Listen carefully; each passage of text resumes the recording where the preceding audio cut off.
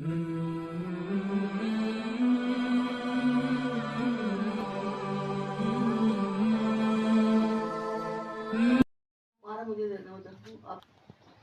باللہ من الشیطان الرجیم بسم اللہ الرحمن الرحیم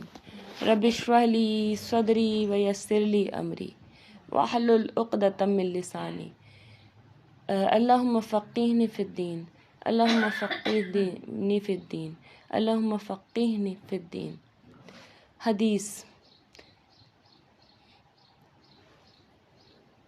ترجمہ۔ حضرت امیر المومنین عمر بن خطاب رضی اللہ تعالیٰ عنہ سے روایت ہے، کہتے ہیں کہ میں نے رسول اللہ کو فرماتے سنا، اعمال کی جزا اور سزا کا دار و مدار انسان کی نیت پر مبنی ہے، اور ہر انسان کے لیے اس کے عمل میں وہی کچھ ہے جس کی اس نے نیت کی۔ بس جس کی ہجرت اللہ اور اس کے رسول کے لیے ہے تو واقعتاً اس کو اللہ اور اس کے رسول کے خاطر ہجرت کا ثواب میسر آئے گا، اور جس کی ہجرت حصول دنیا کے لیے ہے یا کسی عورت سے نکاح کی خاطر ہے تو اس کے حصے میں وہی کچھ آئے گا جس کے لیے اس نے اپنا وطن چھوڑا۔